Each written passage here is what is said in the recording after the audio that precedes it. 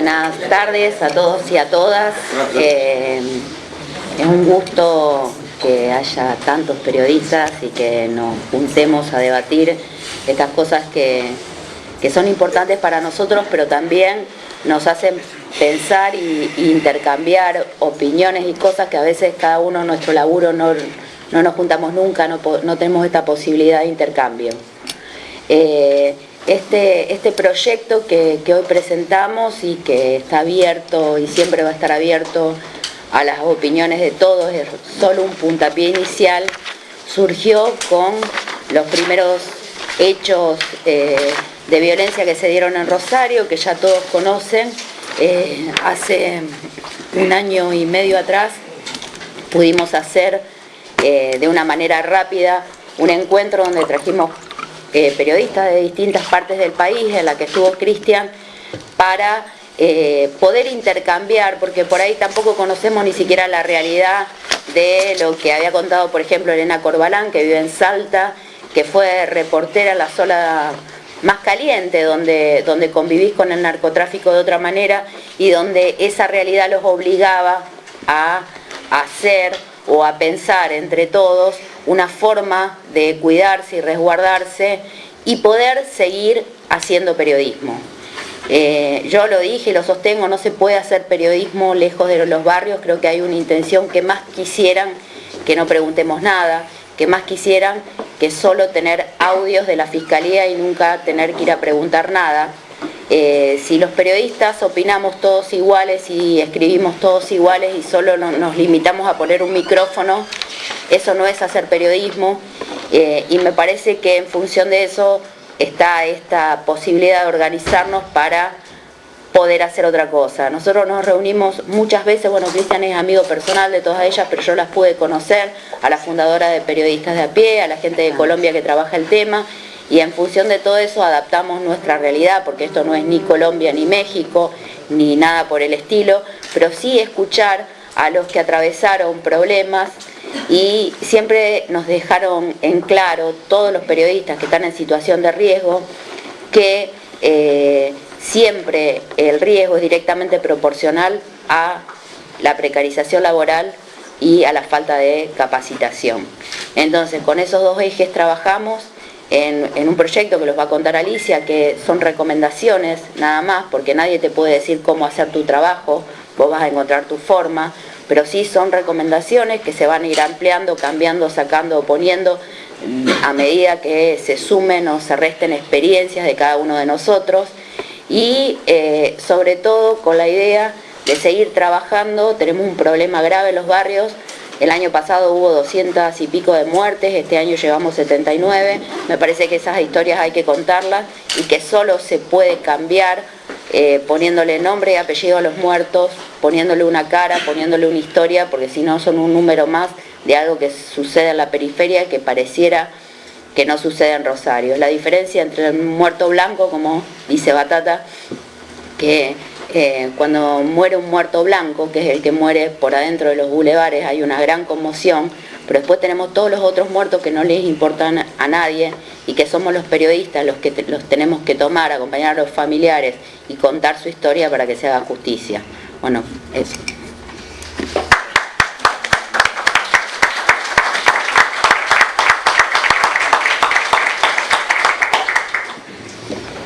Bueno, compañeras, compañeros,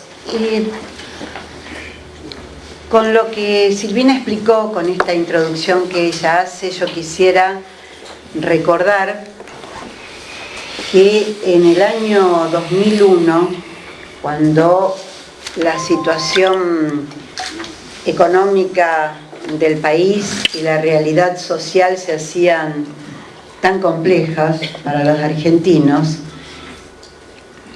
también la realización del trabajo que hacemos todos los días sufría un impacto que tenía que ver con el tema de la inseguridad. Y nunca pensamos en dejar de hacer periodismo. En ese momento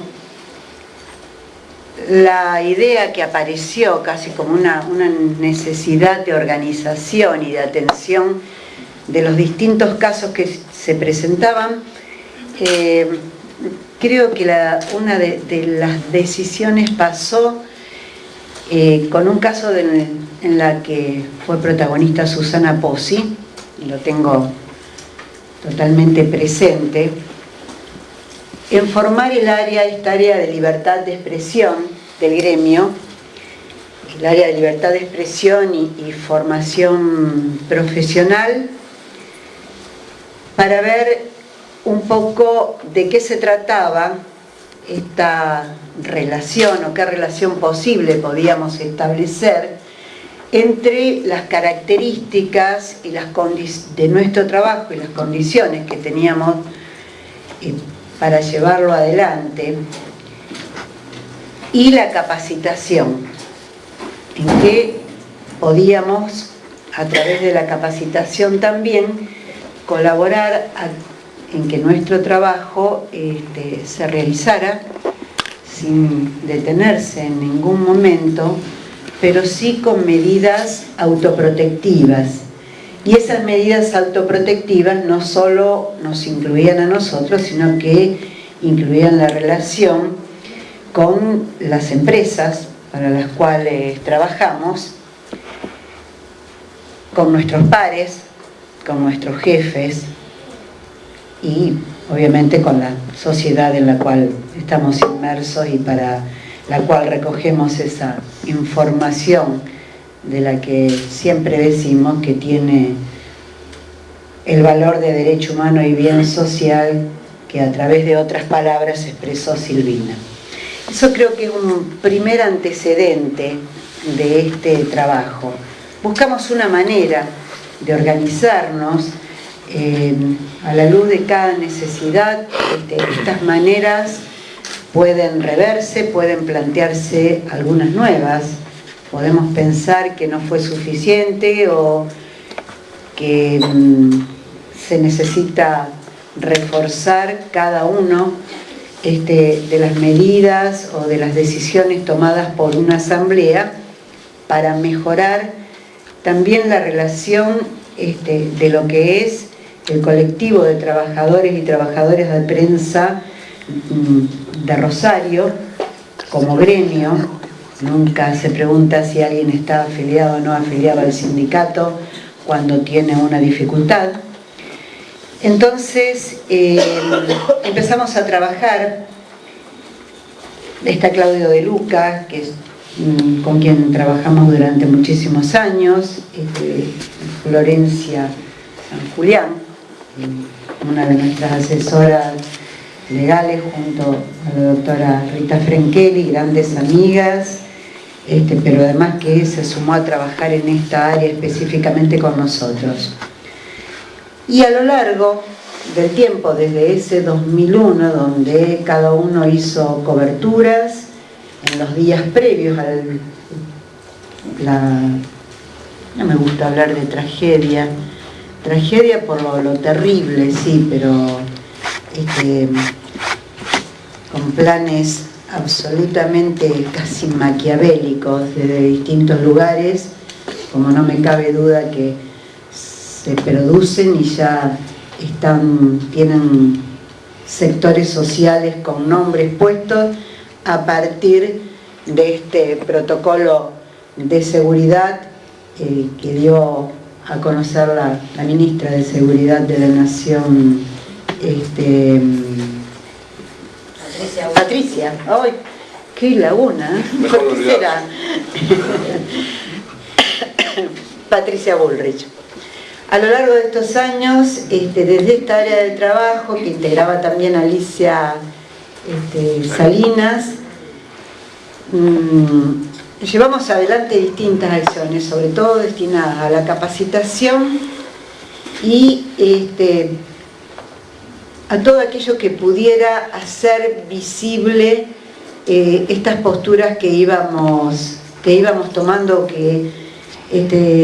algunas iniciativas que se iban tomando para poder entrelazarnos cada vez mejor y que el colectivo de trabajadoras y trabajadores pueda no solo pensar juntos en un momento, en una asamblea, sino que extender ese pensamiento cuando nos vamos, sintetizar alguna idea y aprender fuertemente del compañero, de la experiencia de la compañera.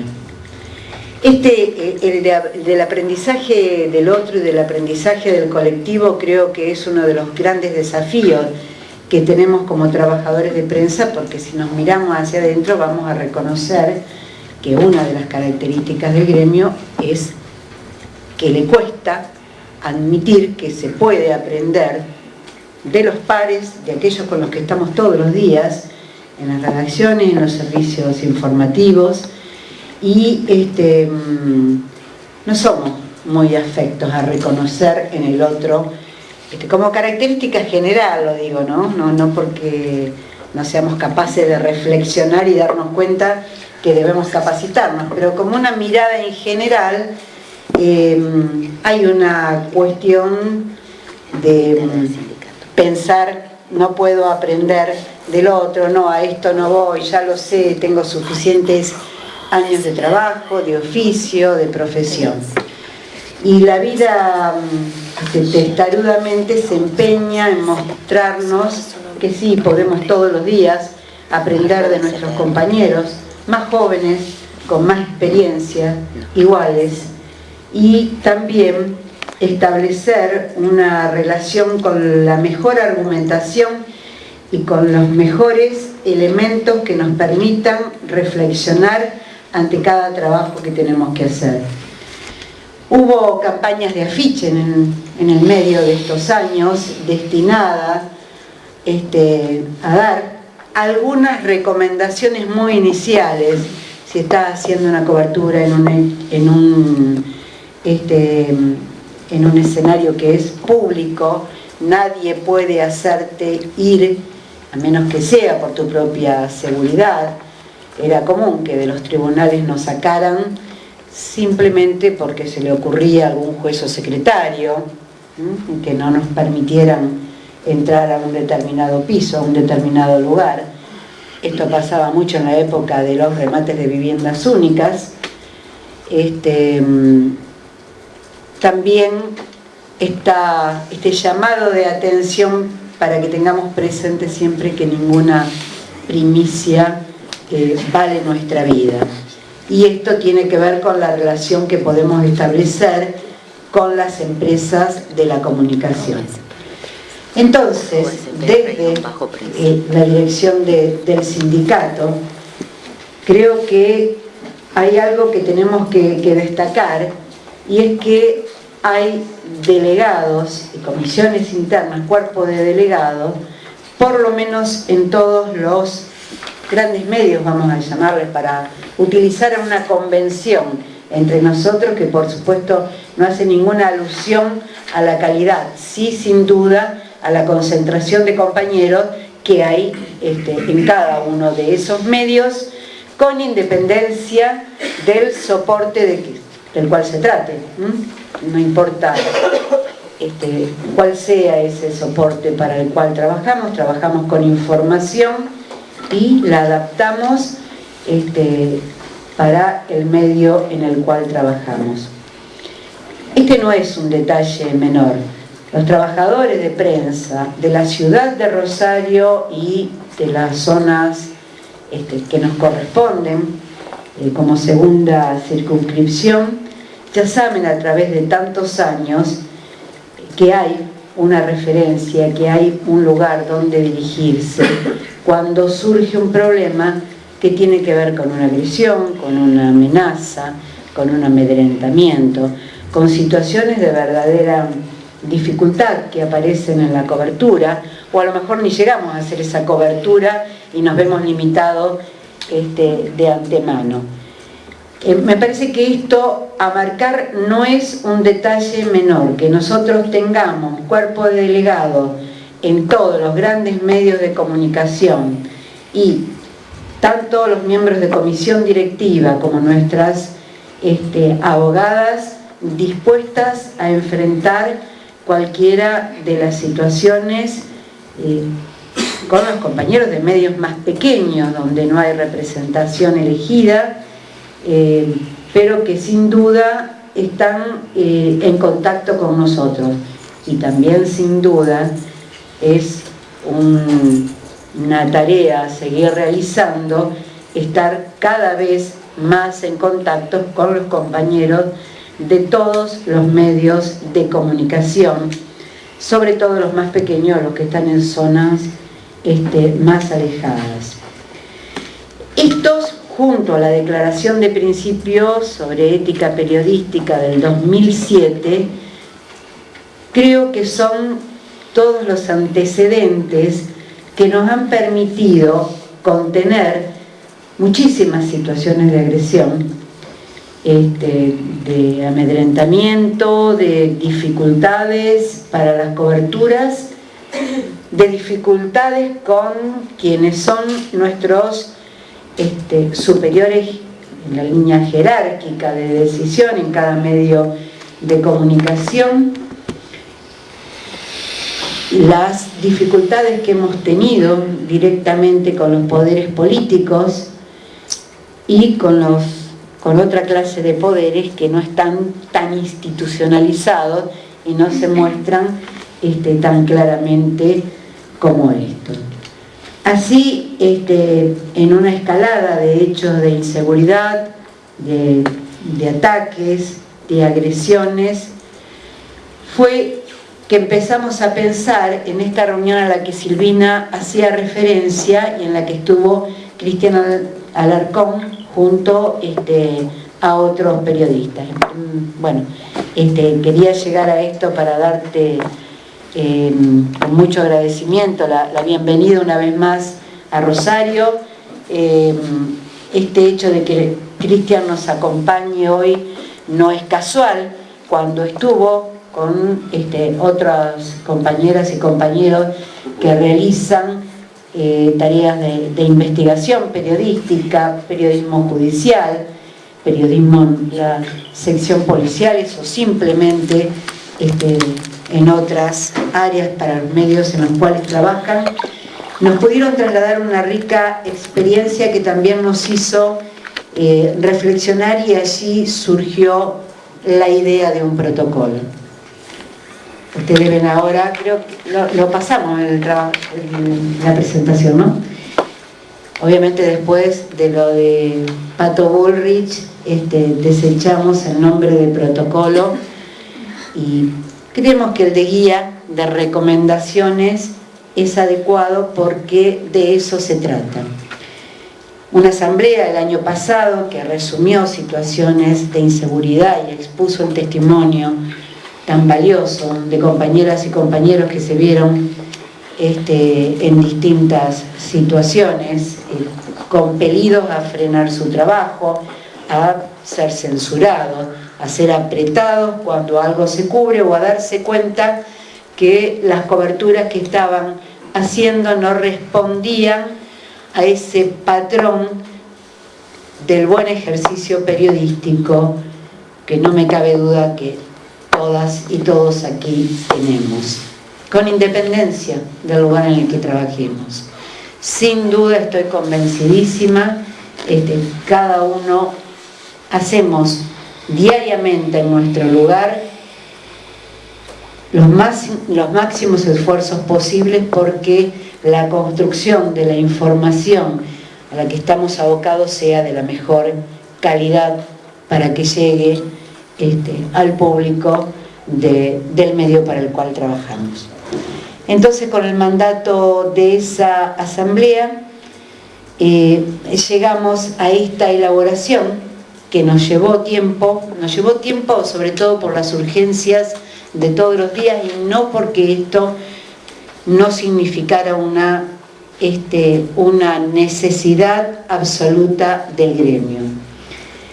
Estas recomendaciones que ustedes van a poder leer con tranquilidad y proponer las mejoras o los cambios que les resulten pertinentes, aquellos que consideren que deben estar incluidos.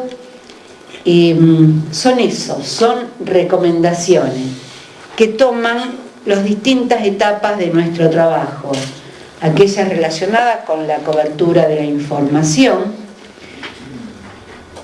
la parte que tiene que ver con la edición de nuestros materiales de trabajo y por último, lo que suele surgir cuando nos endilgan determinadas responsabilidades ulteriores. Para lo cual, lo decimos con toda claridad, no debemos demorarnos en comunicarnos con nuestros delegados y delegadas en cada medio de comunicación, y si se trata de un medio pequeño, de aquel lugar donde no hay delegado, sabemos que nuestros teléfonos circulan por internet. Todo el mundo lo sabe, lo conoce, y si no lo conoce lo volvemos a repetir y lo atendemos, por supuesto, sin mirar desde qué día, en qué día ni en qué hora se trate. La problemática que tiene que ver con los riesgos no depende siempre, ni tampoco totalmente, de aquel cronista que va a un lugar determinado a realizar la cobertura. Depende del buen criterio y del sentido común, que no siempre se tiene y que nunca está puesto, y que no siempre está puesto como se debiera al servicio del buen ejercicio periodístico por parte de quienes nos hacen el pedido de realizar una determinada cobertura. Hay quienes la hacen pensando en... A veces nos llama la atención y decimos, pero ¿qué pasa? Este pedido está hecho prácticamente para que alguien se inmole en esta cobertura o que ponga en riesgo su integridad física. Y con los más o menos años que tengamos en el oficio, en la empresa, en el lugar donde estamos trabajando, también nuestra respuesta se dispara distinto.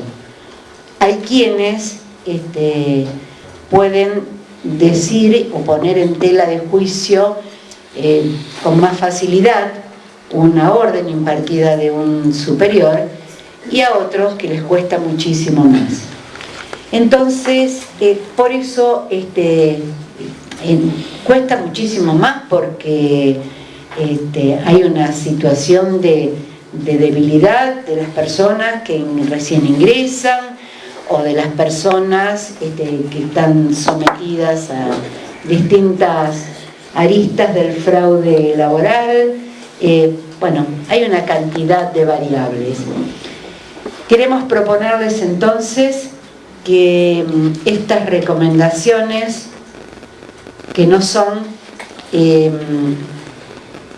aristas para recitar, sino que sí les pedimos que las lean con atención, que puedan apropiárselas, que puedan criticarlas, que puedan sumarles cualquier otro aspecto.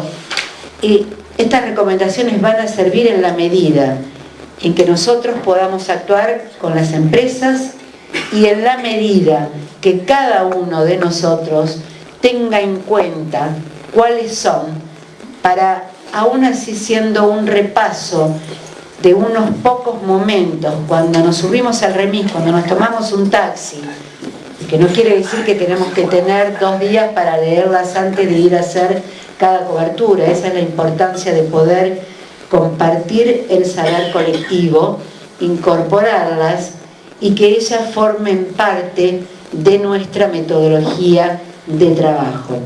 Es frecuente, es lo más común en nuestro trabajo, que estemos haciendo una cobertura y tenemos que salir tranquilo. A lo mejor estamos con un día como el de hoy, frío, tranqui, escribiendo una nota o haciendo una producción para el fin de semana, pasó algo y tenemos que salir con la urgencia que el caso amerita. Entonces, si podemos tomar cada uno de estos puntos y hacer una rápida evaluación, creo que sin duda esa riqueza colectiva va a estar puesta de manifiesto y va a dar como resultado la minimización de los riesgos en nuestro trabajo. Este es el resultado, Cristian, de lo que nos propusimos en aquel momento. Vos lo has leído y bueno, queda a consideración de todos, y seguramente ahora Cristian, con su mirada pormenorizada y de tanta experiencia, nos va a dar algunos otros elementos para tener en cuenta. Gracias por estar aquí.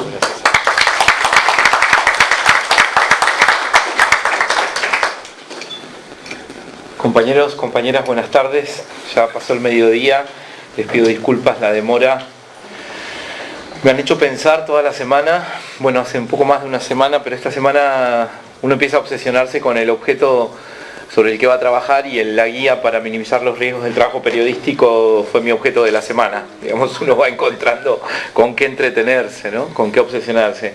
Si bien ha sido parte de mi propia experiencia pensar cómo me salvo, pensar cómo no me arriesgo, pensar cómo me alejo de la posibilidad de que algún atrevido se envalentone conmigo en mi trabajo en los últimos 20 años, que muchas veces, demasiadas quizás, tuvo que ver con la violencia.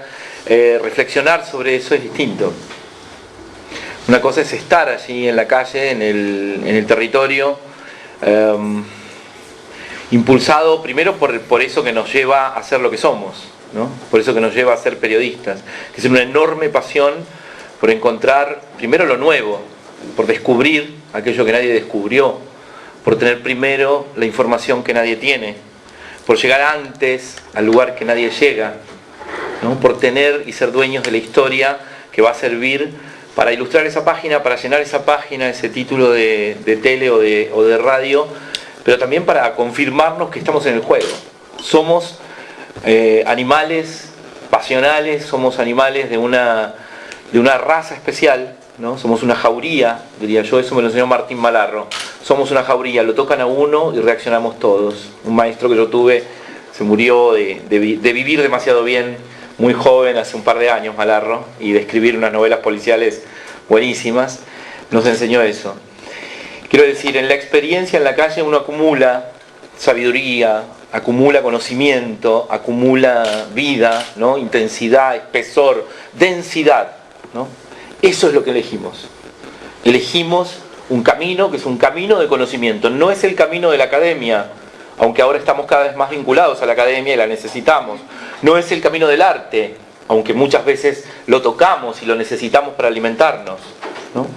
No es el camino de las humanidades exactamente, aunque tenemos que conocerlas para poder comprender. Pero aunque no estamos inscriptos en esos territorios que son los de la acumulación del conocimiento, nuestro trabajo es aprender todos los días del mundo, ¿no? Y eso nos vuelve a poner en nuestro lugar.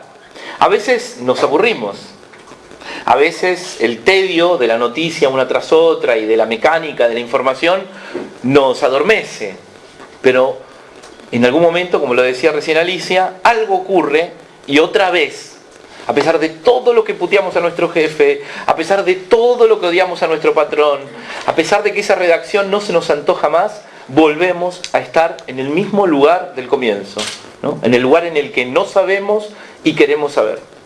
Y esta guía tiene que ver, en definitiva, con un proceso en el que lo esencial es esta intención.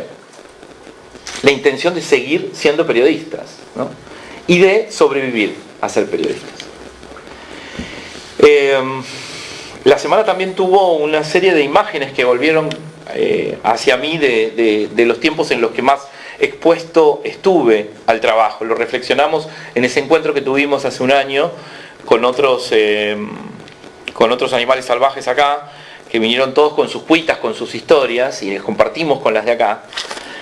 Y me acordé, por sobre todas las cosas, de un periodista que mataron en El Salvador, de Cristian Poveda. Lo deben haber escuchado nombrar porque su trabajo fue finalmente reconocido. Poveda era un francés Era francés, ¿no? Es autor de... Y hizo un gran documental que se llama La vida loca sobre la Mara 18 en la ciudad de San Salvador. Me acordé de él porque una de las últimas veces que viajé a El Salvador, durante una época de mi vida, iba mucho a lugares poco turísticos, ¿no? Por ejemplo El Salvador, Guatemala, Honduras y México, pero sobre todo a Centroamérica. Me dedicaba a trabajar acá en violencia, estaba en plena investigación de Si me querés quereme tranza, el libro que me llevó 6 años de investigación sobre los narcotraficantes peruanos en Buenos Aires, y en esa época estaba en Crítica, todavía existía El Último Diario de Papel. Y viajé invitado a dar unas conferencias y a formar periodistas centroamericanos, y allí me encontré con una gran fotógrafa, Donna de Cesare. Donna de Cesare es quizás la fotógrafa de violencia más importante del mundo. Es una norteamericana, hija de irlandeses e italianos, de Brooklyn, ¿no? Una familia pobre, migrante, que se queda con esa sensibilidad de clase e inicia hace 25 años un trabajo de investigación y de cobertura sobre las pandillas que habitaban las afueras de Los Ángeles, pero luego se traslada a Centroamérica y sigue el derrotero de las pandillas durante 2 décadas. Eso ha terminado en una obra vastísima que está en internet y que se puede visitar, y que también es un libro, y la vuelve una persona que es una llave para entrar a los territorios a los que nadie entra. Yo me hice de su amistad primero y me beneficié con esa amistad, y estando solo una semana en El Salvador terminé con una clica de la Mara Salvatrucha, en un barrio en las afueras del Salvador, entrevistando a los jóvenes de esa clica, ¿no? Algo que era, digamos, una tarea que hubiera llevado muchos meses, pero que Donna de Cesare facilitaba. Era mi lenguaraz, mi guía, la que me protegía de todo allí. ¿Y por qué confiaba yo en Donna de Cesare? ¿No? ¿Por qué me adentraba en ese mundo con esa mujer? Una mujer rubia en un mundo de morochos, de indígenas.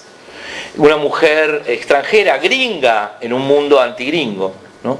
Porque Donna de Cesare había pasado 20 años creando vínculos con ese territorio.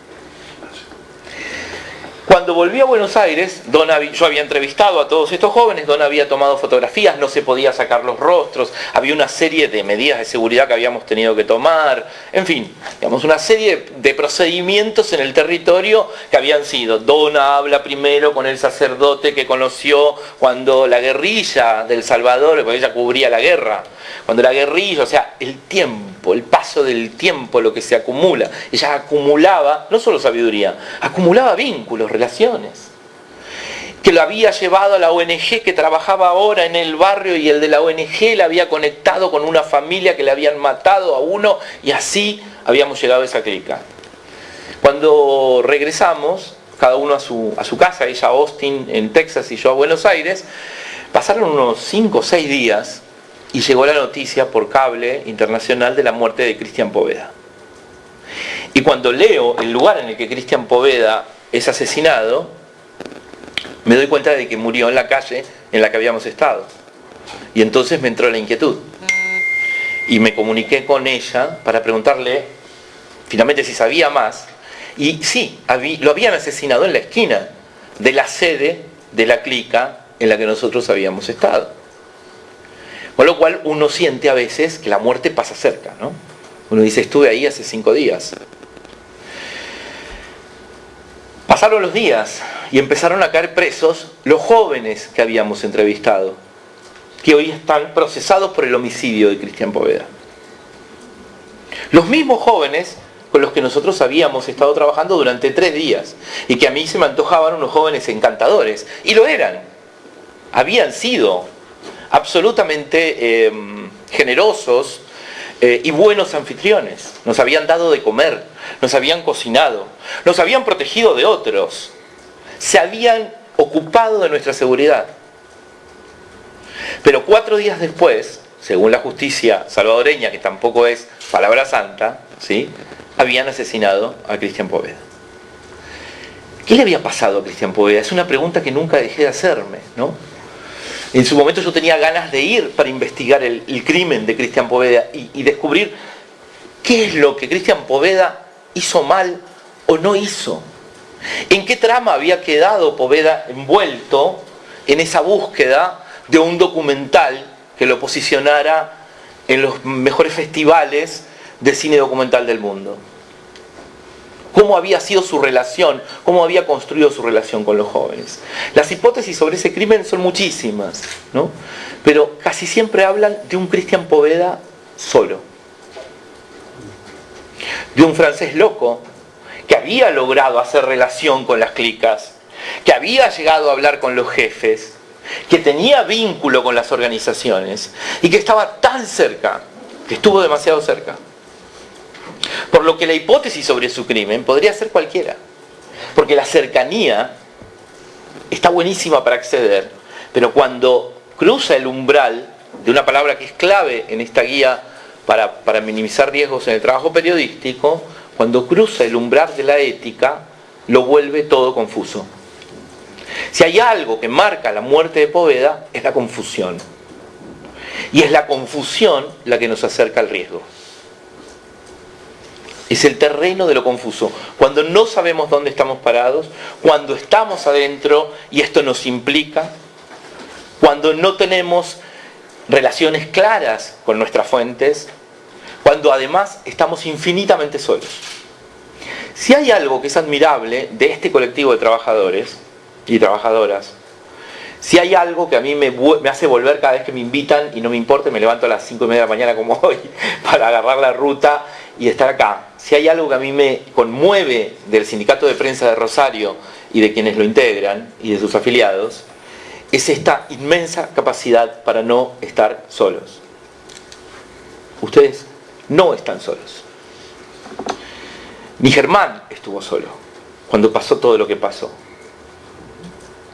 Hay pocos gremios en este país, y diría casi ninguno en el resto de América Latina, que tenga esta enorme capacidad, este ADN de colectividad. Hoy decía Alicia, somos un gremio difícil. Lo que quería decir en definitiva creo es, nos encanta competir, somos envidiosos, nos medimos, ¿no? Eso es propio del oficio. A eso nos invita el mercado. A eso nos invita la lógica del lucirnos. A eso nos invita nuestro propio ego. Si no hubiéramos sido médicos, no sé, enfermeros, qué sé yo. Abogados no digo porque son más ególatras que nosotros, pero digamos, los médicos también, sí es cierto. No sé si hay un gremio que esté privado del asunto. No importa. A nosotros nos gusta igual tener lo propio. La competencia me parece que tiene que ver también con esta escuela. La escuela es una escuela que los periodistas que trabajan conmigo, yo los quiero así, O sea, está todo bien con las cooperativas, compañeros, pero digamos, yo quiero que alguno se destaque porque yo necesito una primicia. Digo, ahora que dirijo medios. Yo necesito una historia que no tenga nadie. No me parece mal eso, ¿no? Eso no se contradice con esta condición de colectivo real que son y que somos. Y esta guía está pensada desde esa lógica. Además de aquella experiencia, me pierdo porque tengo unas notas y tengo un orden, aunque ustedes no crean, tengo un orden. Además de esa experiencia que me hace pensar en el tema de la soledad, hay algo que tiene que ver con la relación que nos ha tocado tener, a Silvina también, porque creo que ella también ha conocido esas fronteras, las fronteras de los países en los que los riesgos son infinitamente altos, ¿no? O sea, estamos aquí en Rosario en el nivel de la amenaza, ¿sí? Del apriete. No estamos en el nivel de la agresión directa. Ni tampoco, y esto, digamos, no ocurrirá, estamos en el umbral de la muerte. Nuestros colegas en México lo están, en Centroamérica lo están, en Colombia lo están, en Brasil también lo están, en Perú también lo están y en Bolivia también, en Paraguay también. Digo, o sea, no nos cuesta, no tenemos que ir muy lejos. En Chile no, en Uruguay tampoco. Pero de ahí para arriba, con una intensidad creciente, los periodistas están expuestos a niveles de mortandad. Cuando hablamos con ellos, Marcela Turati, la gran periodista mexicana que ha trabajado sobre el narcotráfico y las víctimas, Patricia Nieto, la gran periodista colombiana que trabaja sobre la violencia urbana en Medellín, y les contamos lo que aquí ocurre, la mirada de estos compañeros es una mirada de admiración por lo que ocurre en Rosario. De hecho, el sindicato le ha dado información a los compañeros de esos países sobre cómo se organizan los periodistas en esta ciudad. Porque sí es cierto que la mayor debilidad de los mexicanos, de los centroamericanos y de los colombianos es la casi inexistente organización sindical de los periodistas. Porque están solos, como Poveda. No hay dónde situarse. Y a mí me conmueve esa soledad y me conmueve esta colectividad, porque en los 90 yo estuve como Poveda. O sea, esta semana de tomar nota de aquello que hacía sentido, digamos, de la lectura de este documento, de cómo hizo sentido en mí, en mi más expuesta subjetividad, si se quiere, me ha hecho pensar en las locuras que cometí. O sea, ¿cómo hacía en página 12 a los 27, creyéndome además Billy the Kid, ¿no? Era Billy the Kid, tenía 2 fierros así, salía del barrio, no me importaba nada, nada me importaba, para investigar el escuadrón de la muerte de Don Torcuato. Me reencontré con la fuente que me dio protección hace poco. Me había peleado con ella hacía 13 años y la tuve en el freezer, toda la década ganada la tuve en el freezer. La concejal peronista con 6 desaparecidos montos en su familia de la zona norte del Gran Buenos Aires, la Negra Salcedo. Gran personaje, hermoso personaje, ¿no? Terminé haciendo las entrevistas a los pibes que habían sobrevivido al escuadrón de la muerte en el fondo de su casa. Me llevaba a cada barrio, porque la Negra puede entrar a todas partes, y juntos tocábamos las puertas de las madres de los pibes muertos y de las madres de los pibes que estaban en la lista de los que iban a matar.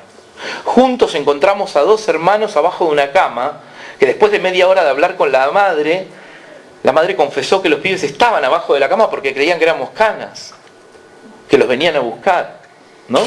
Eso eran los 90. ¿Cómo hicimos? Me pregunto yo hoy, ¿no? ¿Cómo carajo hicimos? Si mi editor en Página 12, el diario más progresista, el diario en el que todos queríamos estar en los 90, ahora ya no están así, pero ese lugar, digamos, los editores estaban en la suya. El sindicato estaba en la suya. ¿Qué sindicato? El sindicato yo aportaba, no sé, no había una conciencia de riesgo. ¿Cómo te la bancabas? De la peor manera, porque realmente es el peor de los consejos, haciéndote el macho. Si te quejabas, recuerden los más grandes, los que son grandes como yo, recuerden lo que eran los 90, los policiales de los 90. Si te llegaba a ocurrir decir que te habían amenazado, y era un insulto. A mí me amenazaron 20 veces. Me llamaban a mi casa y me dejaban a la madrugada todo tipo de mensajes. Yo igual, como digamos, no pensaba despertarme, los escuchaba a la mañana. Sabían de mi vida privada. Las amenazas eran insultos homofóbicos que hacían referencia a mi vida íntima. ¿Yo iba con la queja a algún lado? De ninguna manera. Yo no le contaba a nadie. Violín en bolsa, quiero decir, los códigos cambiaron de tal manera, ¿sí?, que en algún momento, digamos, yo consideraba que esto era parte del oficio. En los 90 estábamos desguarnecidos de tal manera que lo hacíamos porque había que hacerlo. Y además, y eso sí era muy interesante, lo hacíamos porque era militancia. O sea, cuando le producíamos daño a la bonaerense, cuando logramos meter en cana al capo del escuadrón a 22 años y a su lugarteniente a 21, estábamos ganando la pelea. No nos importaba, no calculábamos. Yo lo pude entender mucho después. Pero quiero decir, los años que han pasado, los últimos 15 años, nos han transformado como gremio. Han transformado el trabajo periodístico. Nos han acostumbrado a determinados estándares, no solo en términos laborales, sino en términos de producción. Y aquí se da algo extraordinario, que no se ha dado en ninguna otra ciudad de este país, no solo por las condiciones en las que se produce periodismo sobre violencia en Rosario, sino por la existencia de un sindicato fuerte, ¿no? Se ha dado una instancia que eso sí que nos cuesta, que es la de la reflexión colectiva, ¿no? Esa asamblea en la que todos pueden hablar en confianza de lo que les pasa, de lo que piensan, no estando de acuerdo con el otro, esa escena de comunidad, ¿sí?, organizada pero no endogámica en los peores términos, pero no cerrada y callada y estando siempre midiendo qué digo y qué no digo. Esa confianza que se construye con muchos años es inédita. El gran valor de esta guía es que pone en palabras, ¿no? Un proceso. Y como dice Alicia, y como decía hoy Silvina, evidentemente la guía puede ser perfectible, en tanto y en cuanto la experiencia dinámica, la dinámica periodística es tan maravillosa que nos va a seguir enseñando. Porque la calle, el Estado, los gobiernos, los poderes fácticos, las mafias, van a seguir cambiando. Nada está cerrado y por eso hacemos lo que hacemos. Nada está dicho para siempre y por eso hacemos lo que hacemos. Vamos al encuentro de la novedad porque de eso se trata nuestro oficio. Y es allí donde el riesgo siempre está. Si no, sería un embole. Quiero decir, no estamos más que nombrando nuestro trabajo. Cuando hablamos de riesgo, no estamos más que nombrando nuestro trabajo. Hoy hablaba con los compañeros de Canal 5 sobre esto. Hay una manera que tiene mi amigo, y sigue siendo mi amigo a pesar de muchas cosas, Martín Caparrós, que dice, no, a pesar de nuestras enormes diferencias, es un maestro para mí. Y él, hablando sobre la crónica latinoamericana, últimamente dice que la crónica está convertida en un género caniche o mascota, el periodismo caniche mascota, ¿no? Se escribe lindo, pero se escribe sobre algo que no le molesta a nadie, como un caniche. Casi ni cagan los caniches, ¿no? O sea, lo podemos tener en las faldas, lo bajamos, lo sacamos a pasear, no ladran, ¿no? Casi no ladran, no molestan. Periodismo caniche. El buen periodismo seguirá siendo, más allá de la virtud con el lenguaje de muchos o de pocos, el que molesta. Y cuando molestamos, hablemos de narcos, hablemos de gobiernos, hablemos de empresas o de simples vecinos, vamos a tener riesgos. Es parte de nuestro oficio. No es algo que podemos poner afuera, es algo que nos constituye. Esa línea por la que caminamos no siempre es la misma. A la vuelta de la esquina no sabemos qué hay. Algunas cuestiones que tienen que ver con, entonces, ¿para qué sirve una guía? ¿No? ¿En qué lugar nos sitúa? Primero, en el lugar de la reflexión. Leer punto por punto esa guía y estar de acuerdo o no estar de acuerdo con esos puntos. Lo primero que dice la guía es: el que no entiende que todo es contexto está perdido. El que no sitúa el personaje del que va a hablar en el contexto está en el horno. ¿No? El que no piensa está en el horno. O sea, el autómata, el que va a buscar lo que le pidió el jefe para volver tal como se fue, nada más que con el datito en la mano, ese está en riesgo. El que tiene una o dos o tres y cuanto más capas de lectura tenga, achicó el riesgo. Cuando yo hablo de los 90 y digo, estaba solo, también digo, era inconsciente. Estaba solo. Me tengo un eco. Un eco. Estamos grabando. Yo pensé que esto era entre nosotros. Cuando yo digo, en los 90 estaba solo, digo, era un inconsciente. Fíjense el paso, ¿no? Es otra vez una dialéctica de la soledad a lo colectivo, de la inconsciencia a la conciencia. Eso es lo que nos hace más fuertes. Lo colectivo y la conciencia. Y la autocrítica. Y disentir. Y no estar de acuerdo con el jefe o con el compañero. Y discutir después de la nota. Y volver a la redacción y darse cuenta de que lo que hice fue una pelotudez. Que me creí un capo y había sido un boludo. Que el acto de arrojo en realidad fue una muestra de debilidad, ¿no? ¿Vieron esas situaciones de asalto en las que hay uno que enloquece? Bueno, el peor de todo, ¿no? El principal enemigo que podemos tener, alguien que pierde la calma, ¿no? Alguien que en el momento indicado no sabe qué hacer. Y como no sabe qué hacer, le da curso a su inconsciente y hace lo que se le viene. Y pone en riesgo a los demás. Eso en cualquier situación de la vida, ¿no? Eso no necesitamos ser periodistas. Esta semana saltaron la Fundación Neijin, donde mi ex marido trabaja 8 horas por día, un grupo comando de 6 chabones, 2 en la puerta, 4 enfierrados, y entraron a buscar algo que evidentemente les habían vendido mal el dato, porque había 3.000 pesos, y terminaron robando solo los celulares. ¿no? Y hubo una que cuando entraron se largó a correr enloquecida por la casa, y el jefe de la misión, que es como un maestro Neijing, o sea, medicina tradicional china, en cuanto vio la puerta abierta, porque había unas que entraban, se escapó, salió corriendo para avisarle a la policía. Una masacre. O sea, sí que los compañeros que estaban haciendo el asalto tenían 30 años y más, y evidentemente habían ido a hacer otra cosa cuando se dieron cuenta de que estos eran todos unos hippiecinos, se las tomaron por los fondos y no pasó a mayores. Pero ahí está, ¿no? Ese instante, el instante de la reflexión, el instante en el que no tenemos conciencia, la pérdida de la conciencia. Entonces, de la soledad a lo colectivo, de la inconsciencia a la conciencia, y a dos cuestiones fundamentales, tres diría yo. La primera, la lucha contra el prejuicio. Primer batalla, ¿no? Contexto significa esto. Contexto en el texto significa soy capaz de cuestionar mis prejuicios. Soy capaz de identificar los prejuicios que tengo. Porque sea progre y vote lo que voto, no dejo de tener prejuicios. Porque me haga análisis con un lacaniano, post-lacaniano, lo que sea, no dejo de tener prejuicio. Porque se venga una familia judía y progresista, no dejo de tener prejuicio. Por ser mapuche y no encontrar mis tierras en el sur, que en algún lugar tienen que estar las de mi abuela, no dejo de tener prejuicio. Los prejuicios se trabajan. Entonces, el prejuicio sobre el territorio, el prejuicio, por ejemplo, digamos, cuando el prejuicio nos pierde, ¿cuándo? 2 contactos en el barrio y ya soy el pibe cantina. Ya soy como en el Pipe Camino, no sé, el mono, uno de los amigos tuyos, el mono no sé cuánto. No, o sea, no.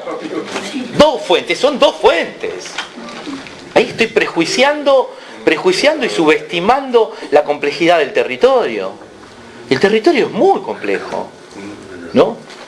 El prejuicio de creer que cuando me muestro en el territorio porque ostento algún tipo de llegada, me estoy haciendo un bien. Todo lo contrario, ¿no? Uno avanza lentamente, como en una fiesta majestuosa, ¿sí? En la que no conozco a nadie. ¿Cómo avanzamos? ¿Saliendo a bailar como Madonna en el medio de la fiesta? No, de a poquito, en la barra, ¿no? Me voy arrimando. Uno se arrima al sujeto y al objeto. Uno se arrima lentamente. Y lo único que en definitiva termina por convertirme en alguien para ellos es el tiempo. Es el paso del tiempo, la persistencia en el lograr el vínculo, la construcción de algo maravilloso que es lo que en definitiva nos termina salvando siempre, hasta en el amor, la confianza. La construcción de la confianza, de eso que es tan esquivo, ¿no? Que me compromete, porque si no me comprometo no hay confianza. En un mundo de desconfiados, en un mundo donde lo que prima es la desconfianza. ¿Qué viene a buscar de mí? Hoy le decía a la gente del canal, porque las preguntas estuvieron buenas de la compañera, digamos, me asusó un poco, me encantó eso, y le dije, imaginémonos que llegamos con nuestras cámaras a un country, y entramos, buscando la mejor toma. ¿Cuánto tiempo duraríamos? ¿Por qué pensamos que cuando vamos a una villa o a un barrio tenemos el derecho de caminar como si hubiéramos nacido ahí? En el country no duraríamos ni 5 minutos. Vendría un guardia de seguridad, nos agarraría de las pestañas y de paso capaz que vamos en cana, ¿no? Porque alguno de ellos, entonces, ahí está el prejuicio. El prejuicio de creer que un rubio de country tiene derecho a la privacidad y un pobre de villa no tiene derecho a la privacidad. Primer clave, ¿no?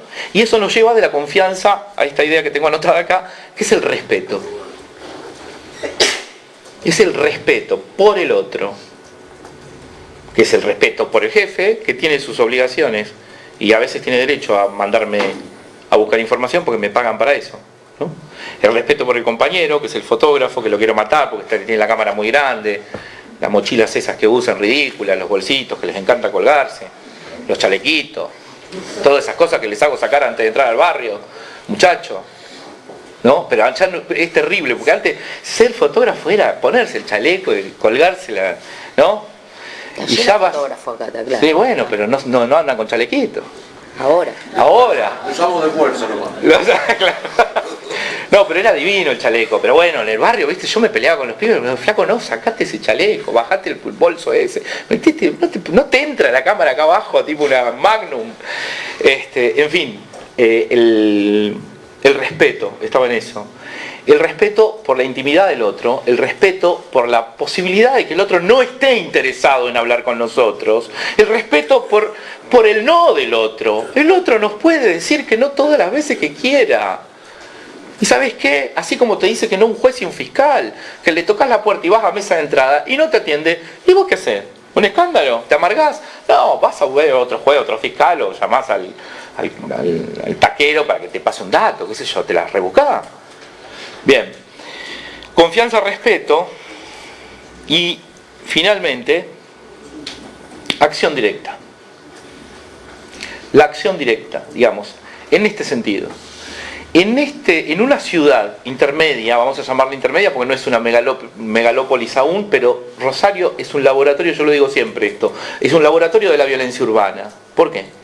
Por varias cuestiones que tienen que ver con su condición de ciudad intermedia. Lo mismo que la hace una ciudad laboratorio para algunas políticas urbanas que sí han sido medianamente exitosas, ¿no? La recuperación de la costa, el trabajo con los espacios verdes, algunas cuestiones de estas administraciones que podríamos decir que han funcionado y que la han vuelto un ejemplo en algún que otro congreso internacional. Al mismo tiempo que en su profunda contradicción, ¿no?, como sociedad inequitativa, la vuelve un laboratorio de la violencia. Con un conurbano cada vez más castigado, ¿sí?, que expresa las contradicciones de este sistema de formas más flagrantes, más contundentes que incluso las megalópolis. Porque la proximidad en las megalópolis de las zonas de la exclusión social total y absoluta con los centros o las zonas de la riqueza son mayores las distancias. La convivencia en la ciudad intermedia es más próxima. Entonces el crimen empieza a verse en las zonas comunes donde nos juntamos todos y entonces matan al narco en la puerta del banco. Entonces lo bajan enfrente del baile. Entonces hay una proximidad con esa violencia. Entonces en esta ciudad hay una posibilidad enorme de búsqueda de soluciones. Hay un periodismo con el que no me siento absolutamente identificado, pero que comprendo, que creo que también es un avance en América Latina, que es el periodismo de la búsqueda de soluciones, ¿no? Del que no solamente dice, está todo mal, yo se los cuento, me gano un premio, porque miren cómo denuncio las atrocidades del mundo, sino que intenta en la búsqueda de esa verdad encontrar algún tipo de solución. Y creo que esta es una de esas ciudades, ¿no? Es una ciudad que, con todas sus contradicciones y con un gremio fuerte, con un colectivo de trabajadores que es capaz de convocarse un mediodía de viernes para festejar o celebrar de alguna manera que lograron producir un documento que demuestra en principio que es un colectivo preocupado por sí mismo, que hay un sindicato preocupado de verdad por la seguridad de los laburantes, puede pensarse como un colectivo que al tener contacto permanente con estas realidades es capaz de seguir discutiendo en la búsqueda de acciones directas, ¿no? Acciones directas en términos políticos, ¿no? La acción directa como algo que recuperamos, perdido quizás, en una nueva época. Y aquí lo político, ¿no? No estamos en cualquier momento. No atravesamos cualquier momento. Esto no hubiese sido igual hace un año, ¿no? La impresionante derrota que hemos sufrido, vamos a nombrarlo de una manera genérica para yo no tener que hacer ninguna identificación ni de ustedes ni mía, que no es necesaria, pero ante las derechas, ¿sí?, ante un neoliberalismo que parece estar pudiendo, ¿no? Y hoy no es cualquier día, digamos, el presidente está por vetar la ley. No, estaba de viaje, perdón. Bueno, acaba de vetar una ley que también era simbólica, todo, lo paradójico, todos sabíamos que le iba a vetar, ¿no? O sea, ya está todo tan dicho que no tenemos sorpresas en esto, no hay ni siquiera noticia, así de claro es este gobierno, no es cualquier momento, ¿no?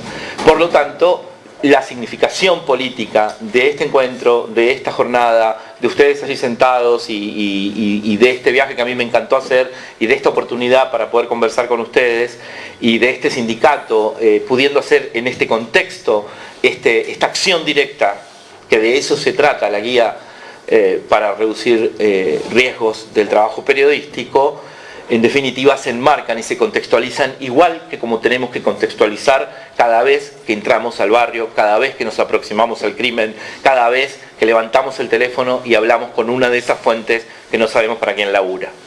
La ponemos en contexto y hacemos una lectura política e histórica y cultural sobre de qué estamos hablando cuando estamos haciendo periodismo. Ese es el desafío que plantea la guía. En definitiva es un desafío que nos interpela. La guía es interesantísima por esto, nos interpela intelectualmente. La guía nos interpela intelectualmente porque nos obliga a retomar aquello que ha sido ordenado y que en definitiva no es más que un maravilloso resumen de muchos otros intentos de escribir protocolos contra los riesgos del periodismo en otros confines un tanto más riesgosos que el nuestro, ¿no?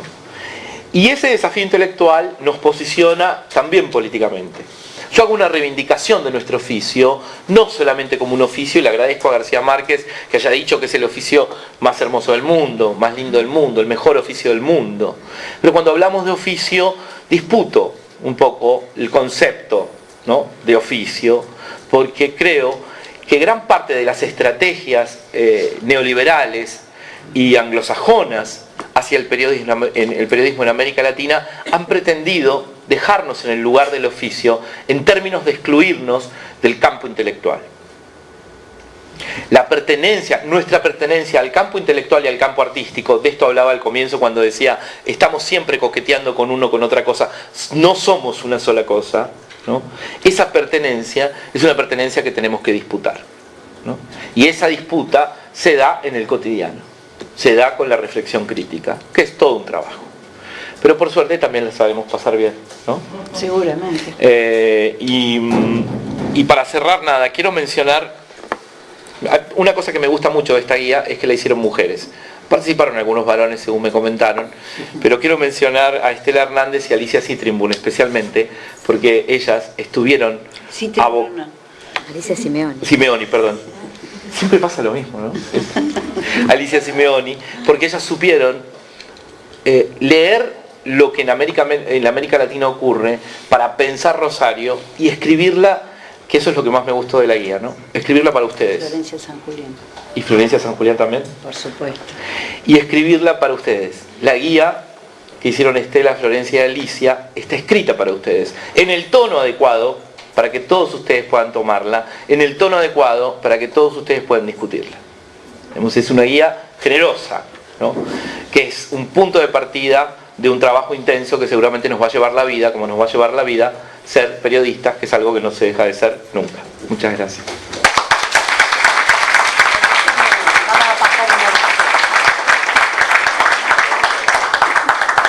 Sí, a mí me parece que hay 3 puntos en los cuales podríamos cerrar, que es el conocimiento contextual, la interconexión permanente con nuestros delegados, entre nosotros y con los medios para los cuales trabajamos, y el saber que colectivamente podemos defendernos y apoyarnos. También la ética se defiende colectivamente, por supuesto con un gesto personal, pero colectivamente. Quiero pasarles un aviso que, perdón compañeros, un momentito, un segundo, yo sé que todos tenemos que retirarnos, pero hay una cuestión importante que quería aprovechar la presencia de ustedes. Por nuestro día, por el Día del Periodista y del Trabajador de Prensa, este año, y dada la situación por la que atravesamos en todo sentido, se va a dar la primera marcha nacional de periodistas, trabajadores de prensa. El día 8 de junio vamos a confluir desde todo el país en el Obelisco, en la Ciudad Autónoma de Buenos Aires. Desde acá va a salir un micro, así que bueno, se los voy adelantando porque ya vamos a sacar los comunicados y las conexiones anteriores respectivas, pero ténganlo en cuenta aquel que pueda cambiar un franco, aquel que pueda cambiar con un compañero y que pueda participar de verdadera muestra que va a ser de la problemática de los trabajadores de prensa en la Argentina. Si alguno tiene alguna duda, aquí estamos a disposición. Y si no, un gran aplauso para todos nosotros porque esto se ha construido con el colectivo.